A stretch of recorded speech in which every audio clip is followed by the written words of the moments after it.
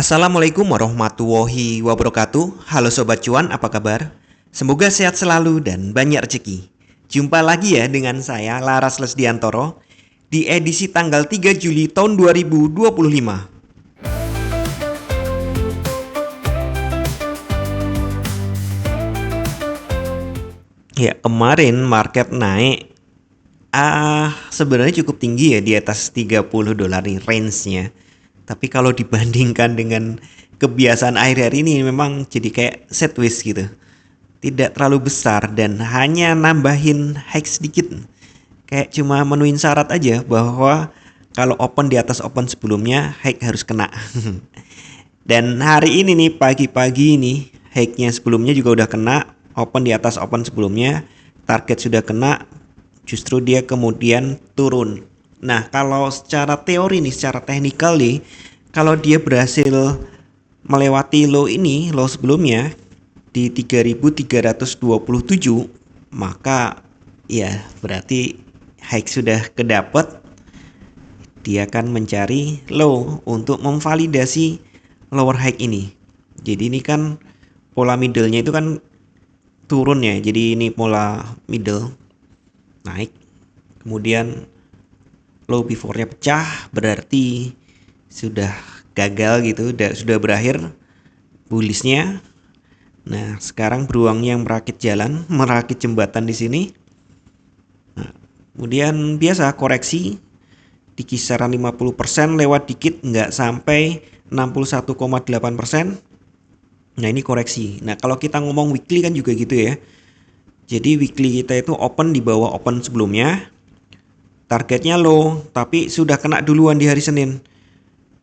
Dan kebiasaannya Senin Selasa adalah busur, Rabu adalah peralihan, tapi kemarin Rabu masih naik. Nah, Kamis sementara turun.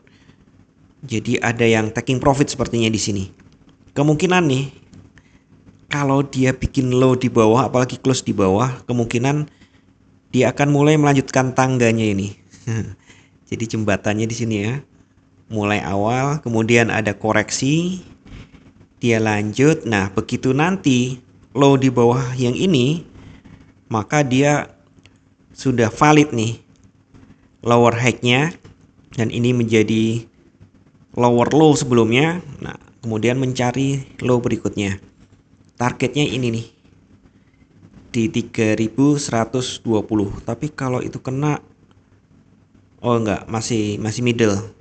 Yang bahaya ini kalau ini kena, berarti di bawah 3000 ya, 2959, maka tren panjang ini dalam bahaya. Boleh dibilang malah sudah berakhir. Tapi itu masih jauh ya, nggak usah dipikirin dulu. Ini target berikutnya di sini nih, di 120, 3120. Tapi ya itu mid trend ya, bukan short trend ya. Sebagian besar yang menonton saya nih mengikuti video ini kan sebagian besar saya perhatikan short term nih, yang sering japri-japri saya, padahal nanya di komen juga dibalas loh ya. Nah, sebelumnya nih lanjut lagi, kita lihat dulu kalender ekonomi hari ini penting karena ini kan tanggal 3 ya. Tanggal 4 itu Amerika libur, hari kemerdekaannya. Ya kalau Indonesia kayak 17-an gitulah. Untuk hari ini nih, harusnya kan Jumat besok itu Jumat pertama, karena libur maka diajukan di hari Kamis. Non-farm payroll diperkirakan turun dari 139.000 menjadi 110.000. Wow, ini buruk untuk ekonomi nih. Biasanya baik untuk emas. Tapi non-farm payroll tahun ini nih, tepatnya mulai November tahun lalu sih sebenarnya, nggak seserem tahun-tahun sebelumnya nih. Dulu gejolaknya wow banget lah, sekarang enggak gitu. Kemudian seperti biasa hari Kamis ada initial jobless claim, diperkirakan naik dari 236.000 menjadi 240.000.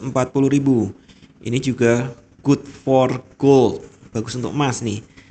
Kemudian untuk 4 week average diperkirakan naik juga tipis, tapi dari 245.000 menjadi 246.000. Sedangkan continuing jobless claim diperkirakan turun dari 1.974.000 menjadi 1.960.000. Nah, ini berarti agak mix ya, berkurang ini justru.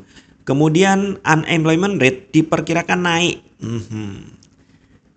Rata-rata penganggurannya naik dari 4,2% menjadi 4,3%. Undersick unemployment rate, jadi orang-orang yang dikaryakan nih kurang dari 6 jam sehari, itu diperkirakan tetap sih ini 7,8%. Jadi perubahannya di tingkat pengangguran ini, banyak nganggur. Non-farm payroll private juga turun jauh nih, dari 140.000 menjadi 105.000. Kemudian Global Service PMI diperkirakan turun juga dari 53,7 menjadi 53,1. ISM Service PMI diperkirakan naik tipis dari 49,9 menjadi 50,5. Secara umum nih mix ya, nyampur. Ada yang bagus untuk emas, ada yang buruk untuk emas. Kita lihat saja nilainya, karena pastinya tuh sebenarnya bukan antara previous dengan aktual, tapi justru antara ini konsensus dengan aktual gitu. Oke, kita lihat lagi. Satu hari sudah kita bahas, kita perkecil 4 jam. Nah, di 4 jam nih, 4 jam pertama kelihatan turun ya. Memang ada resistensi di sekitar 60 nih. 60-70 ya, anggap aja 70 ada resistensi 1, resistensi 2 di 400. Ya, resistensi 2 di sini di 400. Kemudian resisten 3 antara sini 20-30 lah, 30. Kemudian kalau lanjut lagi, nah berarti high-nya ini di sekitar 450. Nah, itu untuk resisten ya, kalau terjadi kenaikan. Sebaliknya kalau prediksi saya benar, ini hari ini lanjutkan tren turunnya nih 4 jam sudah menghadap ke bawah ya.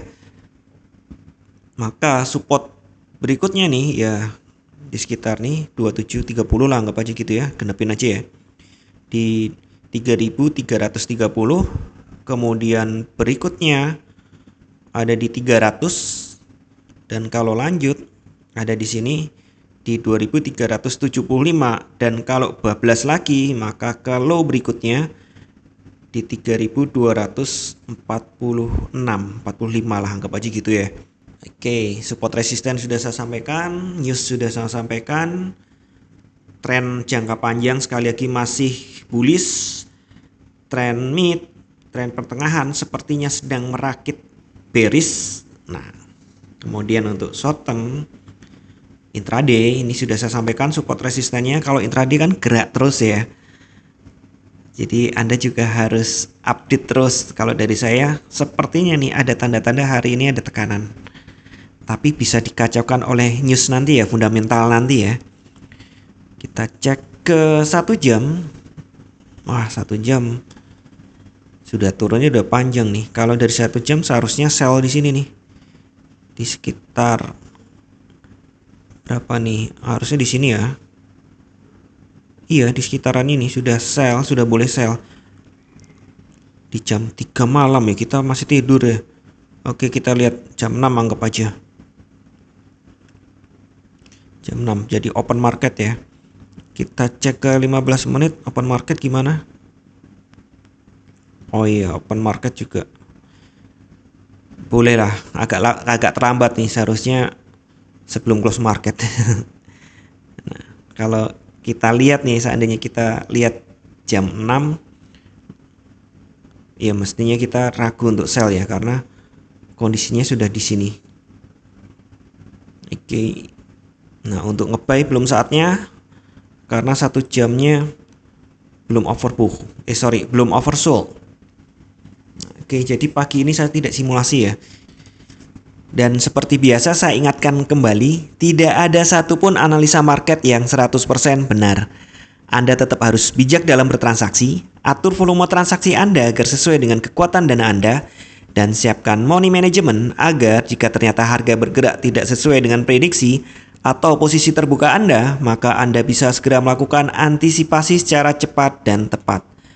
Oke, sekian dulu informasi dari saya. Semoga kita semua cuan hari ini, lancar, berkah, manfaat, dan tetap sehat. Amin. Wassalamualaikum warahmatullahi wabarakatuh.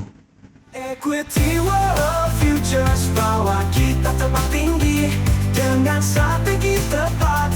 Kita raih mimpi di setiap transaksi.